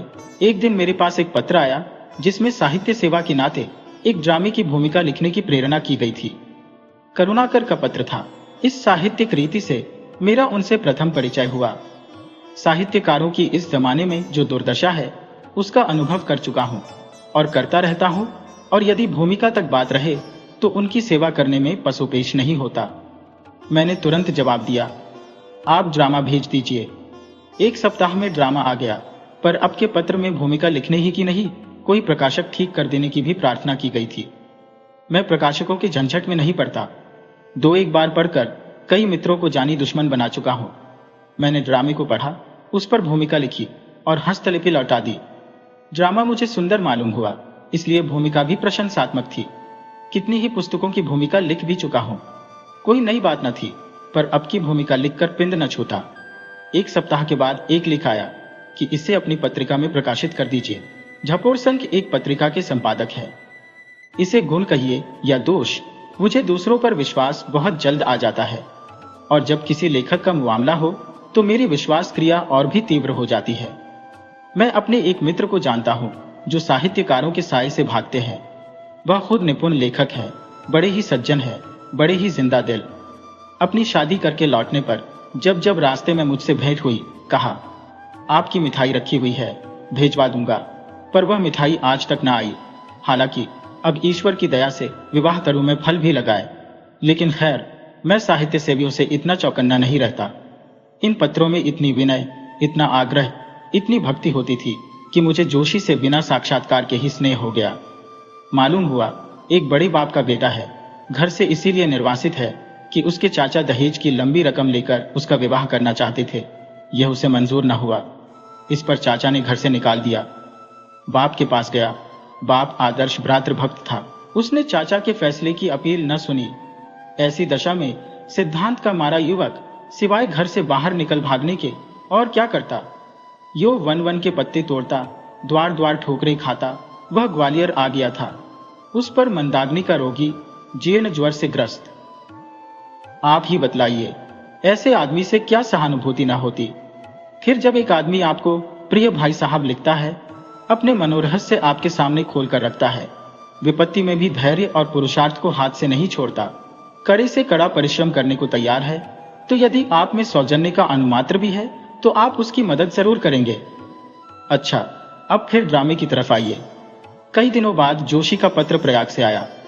वह वहां की एक मासिक पत्रिका के संपादकीय विभाग में नौकर हो गया था। यह पत्र पाकर मुझे कितना संतोष और आनंद हुआ, कह नहीं सकता। कितना उद्यमशील आदमी है।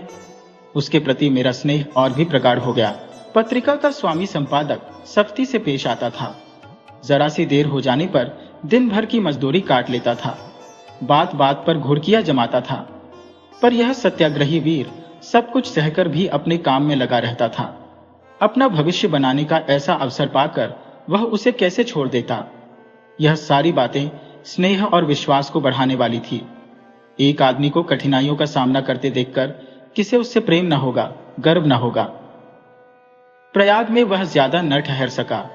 उसने मुझे लिखा, मैं सब कुछ झेलने को तैयार हूं, भूखों मरने को तैयार हूं, पर आत्मसम्मान में दाग नहीं लगा सकता, कुवचन नहीं सह सकता। ऐसा चरित्र यदि आप पर प्रभाव न डाल सके तो मैं कहूंगा आप चालाक चाहे जितने हो, पर हृदय शून्य है। एक सप्ताह के बाद प्रयाग से फिर पत्र आया। यह व्यवहार मेरे लिए असह्य हो गया। आज मैंने इस्तीफा दे दिया। यह न समझिए कि मैंने हल्के दिल से लगी लगाई रोजी छोड़ दी। मैंने वह सब किया जो मुझे करना चाहिए था। यहां तक कि कुछ कुछ वह भी किया जो मुझे न करना चाहिए था, पर आत्मसम्मान का खून नहीं कर सकता। अगर यह कर सकता तो मुझे घर छोड़कर निकलने की क्या आवश्यकता थी? मैंने बंबई जाकर अपनी किस्मत आजमाने का निश्चय किया है। मेरा दृढ़ संकल्प है कि अपने घर वालों के सामने हाथ न फैलाऊंगा, उनसे दया की भिक्षा न मांगूंगा। मुझे कुल्लीगिरी करनी मंजूर है, टोकरी होना मंजूर है, पर अपनी आत्मा को कलंकित नहीं कर सकता। मेरी श्रद्धा और बढ़ गई। यह व्यक्ति अब मेरे लिए केवल ड्रामा का चरित्र न था, जिसके सुख से सुखी और दुख से दुखी होने पर भी हम दर्शक ही रहते हैं। वह अब मेरे इतने निकट पहुंच गया था कि उस पर आघात होते देखकर मैं उसकी रक्षा करने को तैयार था। उसे डूबते देखकर पानी में कूदने से भी न हिचकता। मैं बड़ी उत्कंठा से उसके बंबई से आने वाले पत्र का इंतजार करने लगा। 6वें दिन पत्र आया।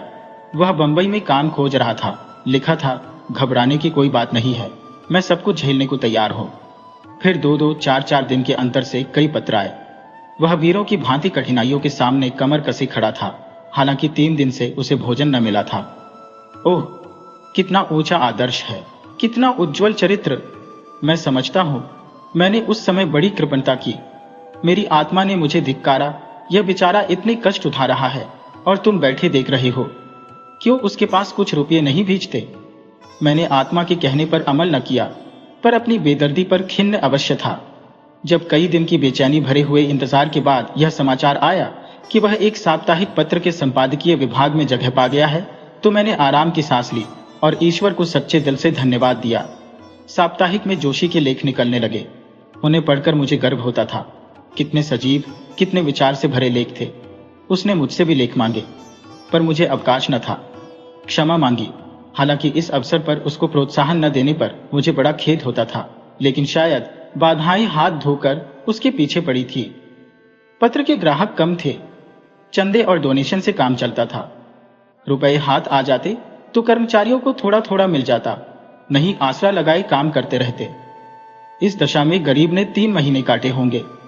आशा थी 3 महीने का हिसाब होगा तो अच्छी रकम हाथ लगेगी, मगर वहां सूखा जवाब मिला। स्वामी ने टाट उलट दिया। पत्र बंद हो गया और कर्मचारियों को अपना समूह लिए विदा होना पड़ा। स्वामी की सज्जनता में संदेह नहीं, लेकिन रुपये कहां से लाता? सज्जनता के नाते लोग आधे वेतन पर काम कर सकते थे, लेकिन पेट बांधकर काम करना कब मुमकिन था? और फिर बंबई का खर्च। बेचारे जोशी को फिर ठोकरें खानी पड़ी। मैंने खत पढ़ा तो बहुत दुख हुआ। ईश्वर ने मुझे इस योग्य न बनाया। नहीं बेचारा, क्यों पेट के लिए यो मारा मारा फिरता। अब की बार बहुत हैरान न होना पड़ा। किसी मिल में गांठों पर नंबर लिखने का काम मिल गया। 1 रुपया रोज मजूरी थी। बंबई में 1 रुपया, इधर के 4 आने बराबर समझो। कैसे उसका काम चलता था ईश्वर ही जाने। कई दिन के बाद एक लंबा पत्र आया। एक जर्मन एजेंसी उसे रखने पर तैयार थी, अगर तुरंत 100 रुपये की जमानत दे सके। एजेंसी यहाँ की फौजों में जूते, सिगार, साबुन आदि सप्लाई करने का काम करती थी। अगर यह जगह मिल जाती तो उसके दिन आराम से कटने लगते। लिखा था, अब जिंदगी से तंग आ गया हूं। हिम्मत ने जवाब दे दिया, आत्महत्या करने के सिवा और कोई उपाय नहीं सोचता।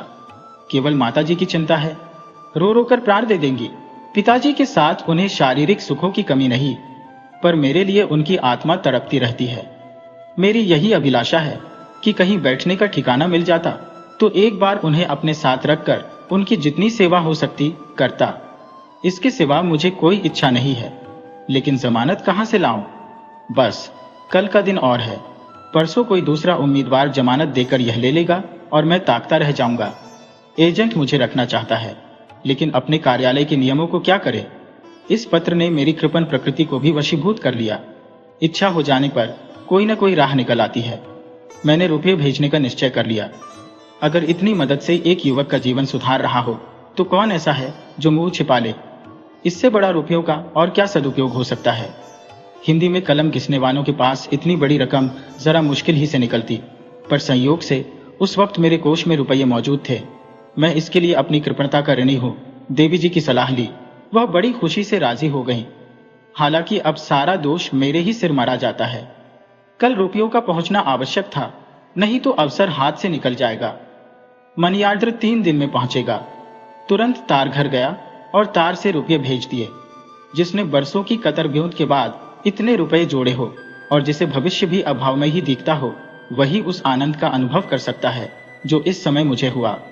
सेठ अमीर चंद को 10 लाख का दान करके भी इतना आनंद न हुआ होगा। दिया तो मैंने ऋण समझकर ही, पर वह दोस्ती का ऋण था जिसका अदा होना स्वप्न का यथार्थ होना है।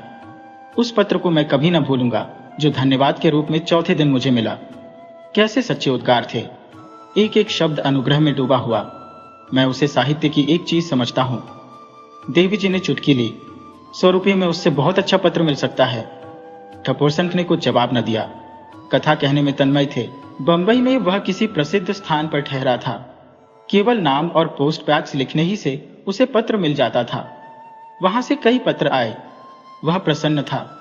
देवी जी बोली, प्रसन्न क्यों ना होता? कंपे में एक चिड़िया जो फेनस गई थी। ढपोरसंख ने छिड़कर कहा, या तो मुझे कहने दो या तुम कहो, बीच में बोलो मत। बंबई से कई दिन के बाद एक पत्र आया कि एजेंसी ने उसके व्यवहार से प्रसन्न होकर उसे काशी में नियुक्त कर दिया है और वह काशी आ रहा है। उसे वेतन के उपरांत भत्ता भी मिलेगा। काशी में उसके एक मौसा थे जो वहां के प्रसिद्ध डॉक्टर थे, पर वह उनके घर न उतरकर अलग ठहरा। इससे उसके आत्मसम्मान का पता चलता है। मगर 1 महीने में काशी से उसका जी भर गया। शिकायत से भरे पत्र आने लगे। सुबह से शाम तक फौजी आदमियों की खुशामद करनी पड़ती है। सुबह का गया गया 10 बजे रात को घर आता हूं। उस वक्त अकेला अंधेरा घर देखकर चित्त दुख से भर जाता है। किससे बोलो, किससे हंसो? बाजार की पूरियां खाते खाते तंग आ गया हूं। मैंने समझा था अब कुछ दिन चैन से कटेंगे, लेकिन मालूम होता है अभी किस्मत में ठोकरें खाना लिखा है। मैं इस तरह जीवित नहीं रह सकता। रात रात भर पड़ा रोता रहता हूं आदि। मुझे इन पत्रों में वह अपने आदर्श से गिरता हुआ मालूम हुआ। मैंने उसे समझाया, लगी रोजी न छोड़ो, काम किए जाओ। जवाब आया, मुझसे अब यहां नहीं रहा जाता। फौजियों का व्यवहार असह्य है। फिर मैनेजर साहब मुझे रंगून भेज रहे हैं और रंगून जाकर मैं बच नहीं सकता। मैं कोई साहित्यिक काम करना चाहता हूं। कुछ दिन आपकी सेवा में रहना चाहता हूं। मैं इस पत्र का जवाब देने जा ही रहा था कि फिर पत्र आया। मैं कल देहरादून एक्सप्रेस से आ रहा हूं। दूसरे दिन वह आ पहुंचा। दुबला सा आदमी, सांवला रंग, लंबा मुंह, बड़ी बड़ी आंखें, अंग्रेजी वेश, साथ में कई चमड़े के ट्रंक, एक सूटकेस, एक होल्डार। मैं तो उसका ठाट देखकर दंग रह गया। देवी जी ने टिप्पणी की, फिर भी तो नच्छे थे। मैंने समझा था गाढ़े का कुर्ता, चप्पल, ज्यादा से ज्यादा फाउंटेन पेन वाला आदमी होगा, मगर यह महाशय तो पूरे साहब बहादुर निकले। मुझे इस छोटे से घर में उन्हें ठहराते हुए संकोच हुआ। देवी जी से बिना बोले न रहा गया। आते ही श्री चरणों पर सिर तो रख दिया, अब और क्या चाहते थे। ढप्पोर संघ अब की मुस्काए, देखो श्यामा, बीच बीच में टोको मत। अदालत की प्रतिष्ठा यह कहती है कि अभी चुपचाप सुनती जाओ, जब तुम्हारी बारी आए तो जो चाहे कहना। फिर सिलसिला शुरू हुआ था। तो दुबला पतला मगर बड़ा फुर्तीला, बातचीत में बड़ा चतुर, एक जुमला अंग्रेजी बोलता, एक जुमला हिंदी, और हिंदी अंग्रेजी की खिचड़ी, जैसे आप जैसे सभी लोग बोलते हैं। बातचीत शुरू हुई। आपके दर्शनों की बड़ी इच्छा थी। मैंने जैसा अनुमान किया था वैसा ही आपको देखा। बस अब मालूम हो रहा है कि मैं भी आदमी हूं। इतने दिनों तक कैदी था। मैंने कहा, तो क्या इस्तीफा दे दिया? नहीं, अभी तो छुट्टी लेकर आया हूं। अभी इस महीने का वेतन भी नहीं मिला। मैंने लिख दिया है, यहाँ के पते से भेज दे। नौकरी तो अच्छी है, मगर काम बहुत करना पड़ता है और मुझे कुछ लिखने का अवसर नहीं मिलता। खैर, रात को मैंने इसी कमरे में उन्हें सुलाया। दूसरे दिन यहाँ के एक होटल में प्रबंध कर दिया। होटल वाले पेशगी रुपए ले लेते हैं। जोशी के पास रुपए न थे, मुझे 30 रुपए देने पड़े। मैंने समझा इसका वेतन तो आता ही होगा, ले लूंगा। यहाँ मेरे एक माथुर मित्र है, उनसे भी मैंने जोशी का जिक्र किया था। उसके आने की खबर पाते ही होटल दौड़े। दोनों में दोस्ती हो गई। जोशी 2-3 बार दिन में, एक बार रात को जरूर आते और खूब बातें करते। देवी जी उनको हाथों पर लिए रहती। कभी उनके लिए पकौड़ियां बन रही हैं, कभी हलवा। जोशी हरफन माला था। गाने में कुशल, हारमोनियम में निपुण, इंद्रजाल के करतब दिखलाने में कुशल। सालन अच्छा पकाता था। देवी जी को गाना सीखने का शौक पैदा हो गया। उसे म्यूजिक मास्टर बना लिया। देवी जी लाल मुंह करके बोली, तो क्या मुफ्त में हलवा, पकौड़ियां और पान बना बनाकर खिलाती थी? 1 महीना गुजर गया पर जोशी का वेतन न आया। मैंने पूछा भी नहीं। सोचा अपने दिल में समझेगा, अपने होटल वाले रुपयों का तकाजा कर रहे हैं। माथुर के घर भी उसने आना जाना शुरू कर दिया। दोनों साथ घूमने जाते, साथ रहते। जोशी जब आते माथुर का बखान करते, माथुर जब आते जोशी की तारीफ करते। जोशी के पास अपने अनुभवों का विशेष भंडार था। वह फौज में रह चुका था। जब उसकी मंगेतर का विवाह दूसरे आदमी से हो गया तो शोक में उसने फौजी नौकरी छोड़ दी थी। सामाजिक जीवन की न जाने कितनी ही घटनाएं उसे याद थी, और जब अपने माँ बाप और चाचा चाची का जिक्र करने लगता तो उसकी आंखों में आंसू भर आते। देवी जी भी उसके साथ रोती। देवी जी तिरछी आंखों से देखकर रह गईं। बात सच्ची थी। एक दिन मुझसे अपने एक ड्रामे की बड़ी तारीफ की। वह ड्रामा कलकत्ते में खेला गया और मदन, कंपनी के मैनेजर, ने उसे बधाइयां दी थी। ड्रामे के 2-4 टुकड़े जो उसके पास पड़े थे मुझे सुनाए।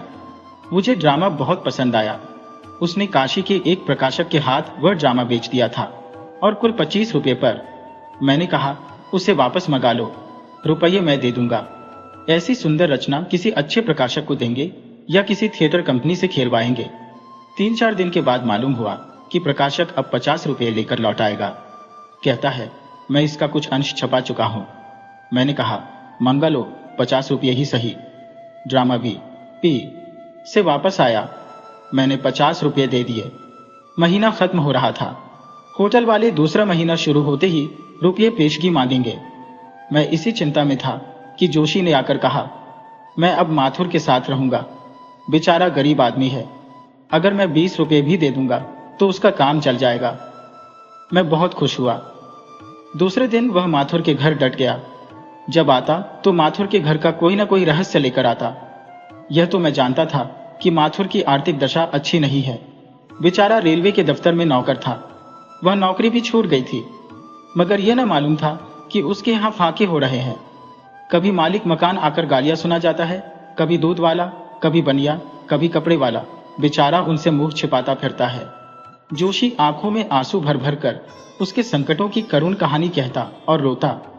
मैं तो जानता था मैं ही एक आफत का मारा हूं। माथुर की दशा देखकर मुझे अपनी विपत्ति भूल गई। तुझे अपनी ही चिंता है, कोई दूसरी फिक्र नहीं।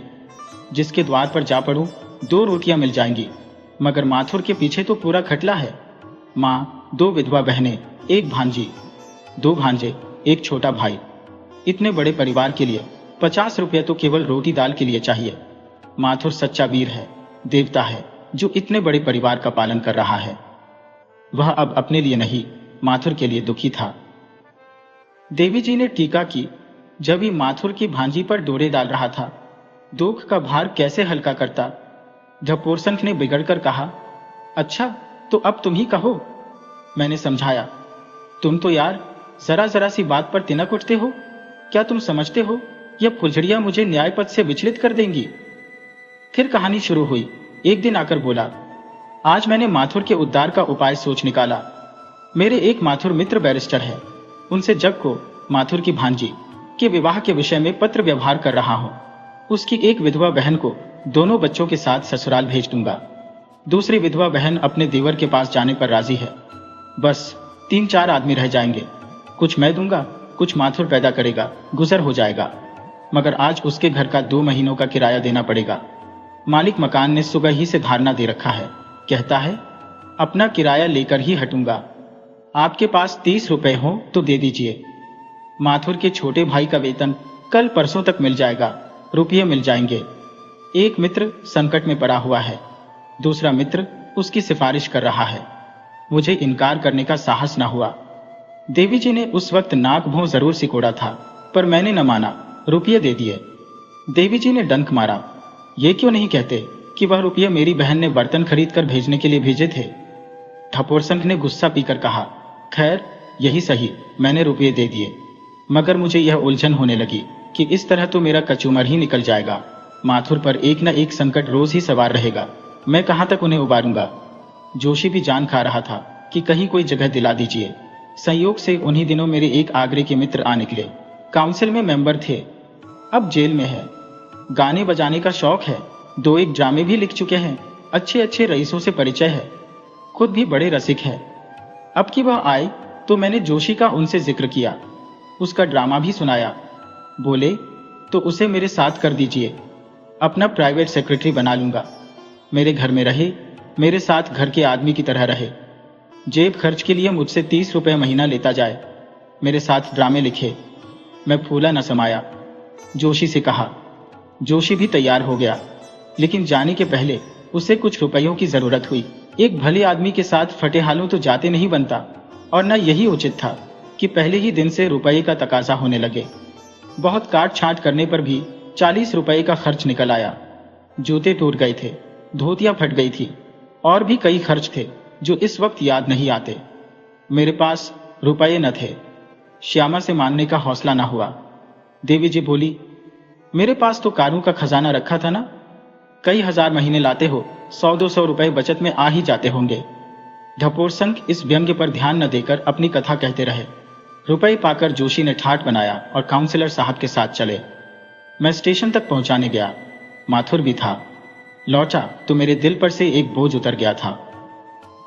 मैंने पूछा, रुपए तो तुम्हारे पास ना होंगे? माथुर ने कहा, रुपये कहाँ थे साहब, एक महाजन से स्टैंप लिख कर लिए, 2 रुपये सैकड़े सूद पर। देवी जी ने क्रोध भरे स्वर में कहा, मैं तो उस दुष्ट को पा जाऊं तो मुंह नोच लो। पिशाच ने इस गरीब को भी न छोड़ा। ढपोरसंख बोला, ये क्रोध तो आपको अब आ रहा है ना? तब तो आप भी समझती थी कि जोशी दया और धर्म का पुतला है। देवी जी ने विरोध किया। मैंने उसे पुतला पुतली कभी नहीं समझा। हाँ, तुम्हारी तकलीफों के भुलावे में पड़ जाती थी।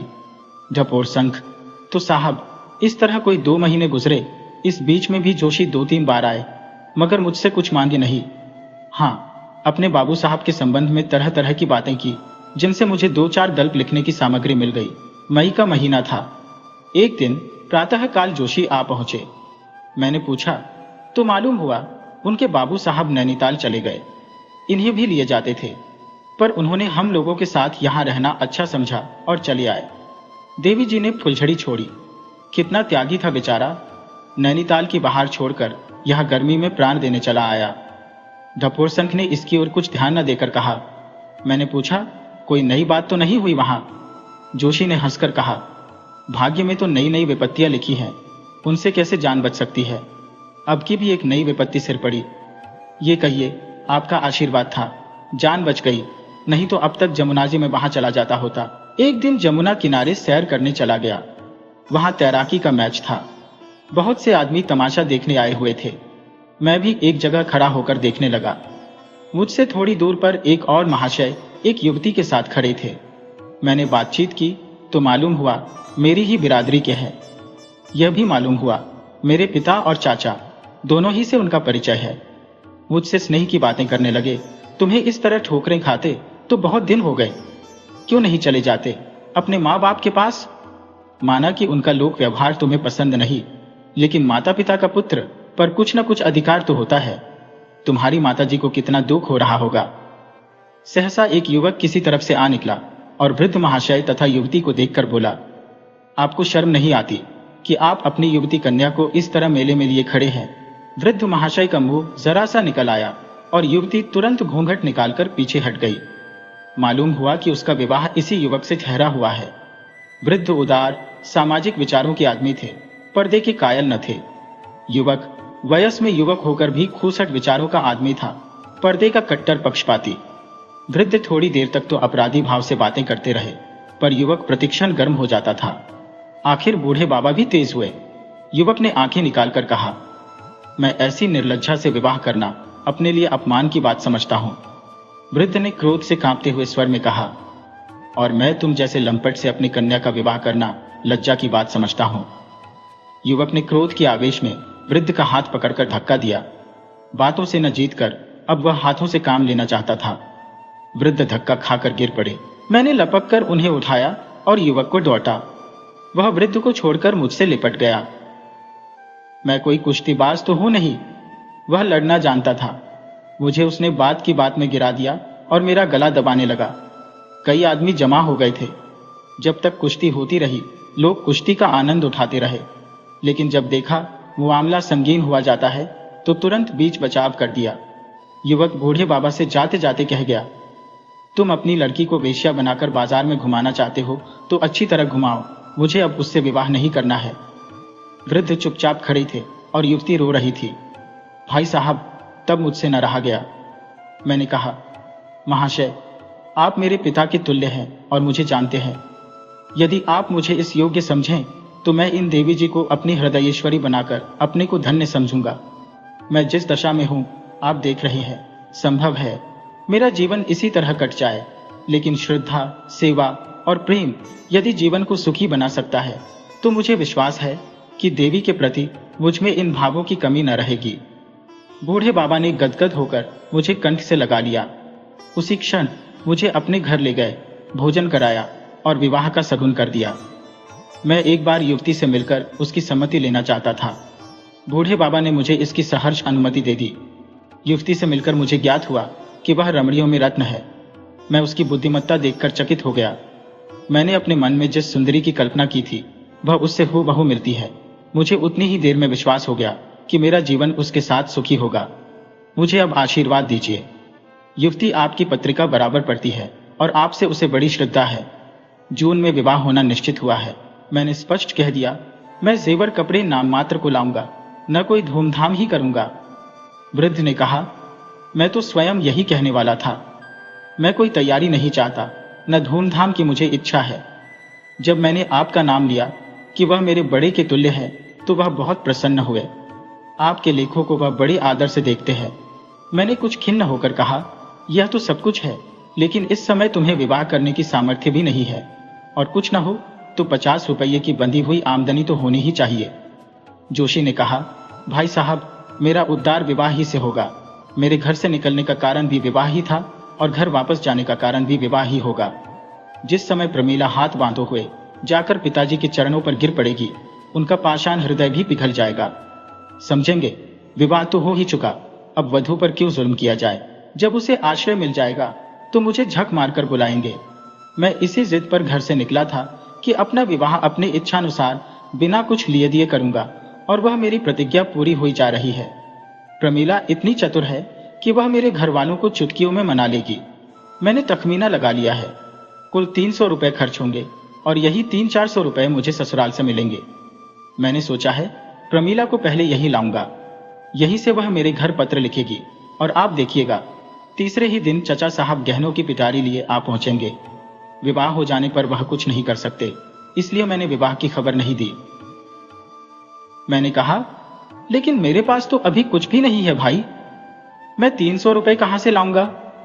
जोशी ने कहा, 300 रुपए नकद थोड़े ही लगेंगे, कोई 100 रुपए के कपड़े लगेंगे। 100 रुपए की 2-1 सुहाग की चीजें बनवा लूंगा और 100 रुपए राह खर्च समझ लीजिए। उनका मकान काशीपुर में है, वहीं से विवाह करेंगे। ये बंगाली सोनार जो सामने है, आपके कहने से 1 सप्ताह के वादे पर जो जो चीजें मांगूंगा दे देगा। बजाज भी आपके कहने से दे देगा। नकद मुझे कुछ 100 रुपये की जरूरत पड़ेगी और जो ही उधर से लौटा त्यों ही दे दूंगा। बारात में आप और माथुर के सिवा कोई तीसरा आदमी ना होगा। आपको मैं कष्ट नहीं देना चाहता, लेकिन जिस तरह अब तक आपने मुझे भाई समझकर सहायता दी है, उसी तरह एक बार और दीजिए। मुझे विश्वास था कि आप इस शुभ कार्य में आपत्ति न करेंगे, इसलिए मैंने वचन दे दिया। अब तो आपको यह डोंगी पार लगानी ही पड़ेगी।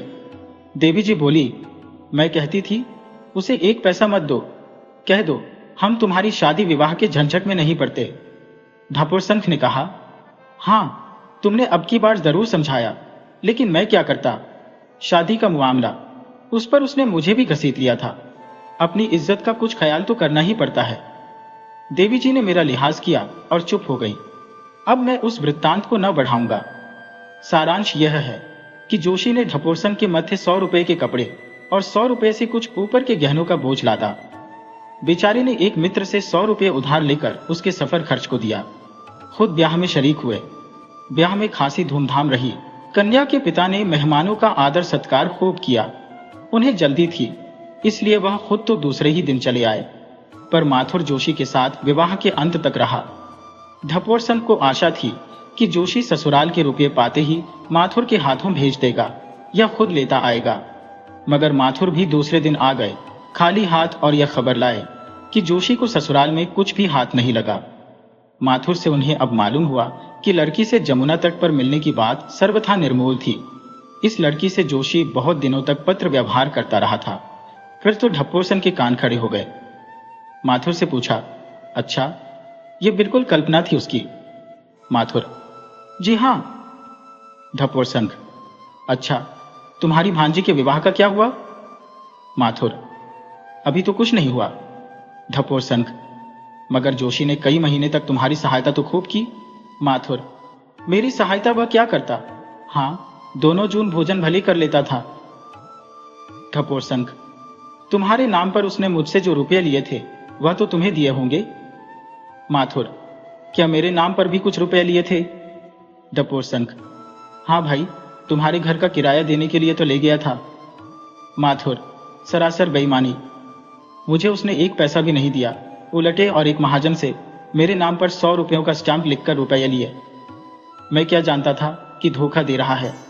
संयोग से उसी वक्त आगरे से वह सज्जन आ गए जिनके पास जोशी कुछ दिनों रहा था। उन्होंने माथुर को देखकर पूछा, अच्छा आप अभी जिंदा है? जोशी ने तो कहा था माथुर मर गया है। माथुर ने हंसकर कहा, मेरे तो सिर में दर्द भी नहीं हुआ। ढपोरसन ने पूछा, अच्छा आपके मुरादाबादी बर्तन तो पहुंच गए? आगरा निवासी मित्र ने कुतूहल से पूछा, कैसे मुरादाबादी बर्तन? वही जो आपने जोशी की मार्फत मंगवाए थे। मैंने कोई चीज उसकी मार्फत नहीं मंगवाई। मुझे जरूरत होती तो आपको सीधा न लिखता। माथुर ने हंसकर कहा, तो यह रुपये भी उसने हजम कर लिए? आगरा निवासी मित्र बोले, मुझसे भी तो तुम्हारी मृत्यु के बहाने 100 रुपये लाया था। ये तो एक ही जालिया निकला। उफ, कितना बड़ा चकमा दिया है इसने। जिंदगी में यह पहला मौका है कि मैं यूं बेवकूफ बना। बच्चा को पा जाऊं तो 3 साल को भेज पाऊं। कहां है आजकल? माथुर ने कहा, अभी तो ससुराल में है। ढपोरसन का वृत्तांत समाप्त हो गया। जोशी ने उन्हीं को नहीं, माथुर जैसे और गरीब आगरा निवासी सज्जन जैसे घाघ को भी उलटे छुरे से मोड़ा, और अगर भृंदा न फूट गया होता तो अभी न जाने कितने दिनों तक मोड़ता। उसकी इन मौलिक चालों पर मैं भी मुग्ध हो गया। बेशक अपने फन का उस्ताद है, छेंटा हुआ गुर्गा। देवी जी बोली, सुन ली आपने सारी कथा? मैंने डरते डरते कहा, हाँ सुन तो ली। अच्छा तो अब आपका क्या फैसला है? इन्होंने घोंघापन किया या नहीं? जिस आदमी को एक एक पैसे के लिए दूसरों का मुंह ताकना पड़े, वह घर के 500-600 रुपए इस तरह उड़ा दे, इसे आप उसकी सज्जनता कहेंगे या बेवकूफी? अगर इन्होंने यह समझकर रुपये दिए होते कि पानी में फेंक रहा हो तो मुझे कोई आपत्ति न थी, मगर यह बराबर इस धोखे में रहे और मुझे भी उसी धोखे में डालते रहे कि वह घर का मालदार है और मेरे सब रुपये ही न लौटा देगा, बल्कि और भी कितने सलूक करेगा। जिसका बाप 2000 रुपये महीना पाता हो, जिसके चाचा की आमदनी 1000 मासिक हो और 1 लाख की जायदाद घर में हो, वह और कुछ नहीं तो यूरोप की सैर तो एक बार करा ही सकता था। मैं अगर कभी मना भी करती तो आप बिगड़ जाते और उदारता का उपदेश देने लगते थे। यह मैं स्वीकार करती हूँ कि शुरू में मैं भी धोखे में आ गई थी, मगर पीछे से मुझे उसका संदेह होने लगा था और विवाह के समय तो मैंने जोर देकर कह दिया था कि अब 1 पाई भी न दूंगी। पूछिए, झूठ कहती हो या सच? फिर अगर मुझे धोखा हुआ तो मैं घर में रहने वाली स्त्री हूँ। मेरा धोखे में आ जाना क्षम्य है, मगर यह जो लेखक और विचारक और उपदेशक बनते हैं, ये क्यों धोखे में आए? और जब मैं इन्हें समझाती थी तो ये क्यों अपने को बुद्धिमत्ता का अवतार समझकर मेरी बातों की उपेक्षा करते थे? देखिए, रो रियायत न कीजिएगा, नहीं मैं बुरी तरह खबर लूंगी। मैं निष्पक्ष न्याय चाहती हूँ। ढपोरसंख ने दर्दनाक आंखों से मेरी तरफ देखा, जो मानो भिक्षा मांग रही थी। उसी के साथ देवी जी की आग्रह, आदेश और गर्व से भरी आंखें ताक रही थी। एक को अपनी हार का विश्वास था, दूसरी को अपनी जीत का। एक रियायत चाहती थी, दूसरी सच्चा न्याय। मैंने कृत्रिम गंभीरता से अपना निर्णय सुनाया। मेरे मित्र ने कुछ भावुकता से अवश्य काम लिया है, पर उनकी सज्जनता निर्विवाद है। ढपोरसंख उछल पड़े और मेरे गले लिपट गए। देवी जी ने सगर्व नेत्रों से देखकर कहा, यह तो मैं जानती ही थी कि चोर चोर मौसेरे भाई होंगे। तुम दोनों एक ही थैली के छठे बट्टे हो। अब तक रुपए में 1 पाई मर्दों का विश्वास था, आज तुमने वह भी उठा दिया।